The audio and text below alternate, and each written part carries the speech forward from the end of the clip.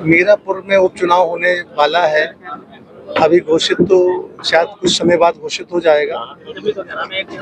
इसलिए इस मीरापुर में विधानसभा का प्रभारी शाह नजर जो हमारे बैठे हैं, इनको बनाया गया है। और ये सोशल शुरू से रहे, प्रधान भी रहे और प्रधान संघ के उपाध्यक्ष भी हैं जिले के। तो इसलिए ऐसे जिम्मेदार इंसान हैं। इनका सामाजिक राजनीतिक दोनों रूप से इनका पहचान है। सामाजिक भी पहचान है, राजनीतिक भी पहचान है। ऐसे मजबूत आदमी को बहन जी ने आशीर्वाद दिया है और बहन जी का संदेश लेकर हम आए थे। आज इनको प्रभारी बना दिया गया है। अच्छा, जैसे कि मुस्लिम समाज लगातार पिछड़ गया है, बस है, समाजवादी पार्टी तो किस तरह खींचने का काम करेंगे? देखिए, मुस्लिम समाज जिस प्रकार गठबंधन के बहकावे में ये लोग राजनीतिक गठबंधन कर रहे, बहुजन समाज पार्टी असली गठबंधन सामाजिक करना चाहती है।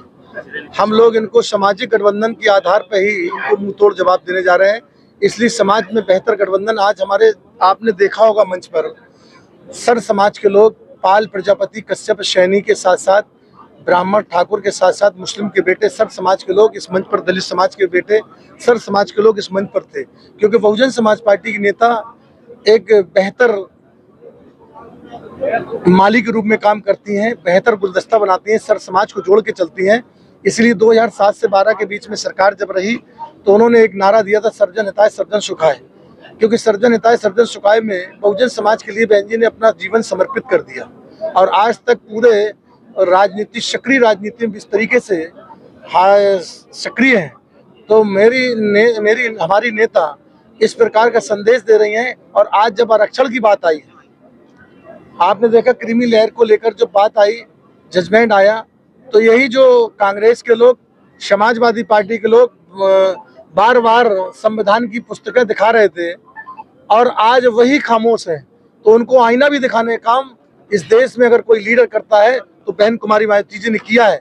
और आज तक प्रेस वार्ता के माध्यम से 2 बार 4 तारीख, 10 तारीख और बार ट्वीट भी कर रही हैं। और यहाँ तक संदेश दे दिया कि जो भी हमारे लोग हैं, चाहे वो हमारे दल में क्यों नहीं हो, अगर वो इस तरीके की मानसिकता बाबा साहब की मानवतावादी संविधान के तहत अगर उनकी सोच नहीं है तो उनको मैं अलग करती हूँ और वो अपने आप अलग हो सकते हैं। इस तरीके का भी संदेश दे दिया। जब अपनी नेता जो संविधान में बाबा साहब ने आरक्षण की बुनियाद दी है, दबे कुचलों को मजबूत बनाने के लिए, अपने पैरों पे खड़ा करने के लिए जो संवैधानिक बुनियाद दी है, उसको खत्म करने का काम जिस तरीके से किया जा रहा है और उसके सपोर्ट में भाजपा और कांग्रेस कर रही है, इसको मुंह तोड़ जवाब हमारी नेता बहन कुमारी मायावती बार बार दे रही है। चुनाव हुए जिनमें बसपा ने सफल रही और उससे पहले जो 2019 का जो चुनाव हुआ था गठबंधन में 10 सांसद थे, 10 सांसद। क्या लगता है कि इस समय गठबंधन की राजनीति? देखिए, झूठ की सियासत लंबे समय तक नहीं चलती। जैसे कांग्रेस और समाजवादी पार्टी ने दलित समाज को, पिछड़े समाज को बहका लिया था कि हम आरक्षण का, संविधान की हम रक्षा करेंगे, आरक्षण की संविधान रक्षा करेंगे। आज दोनों में ये लोग फेल हो गए। ये आज तक अपनी बात को, मतलब ये जिस तरीके से बात कर रहे हैं, आज आप देख रहे होंगे कि ये जब जैसे ही सुप्रीम कोर्ट का क्रीमी लेयर को लेकर जजमेंट आया, आज तक इन लोगों ने कोई अपनी बात को नहीं रखा।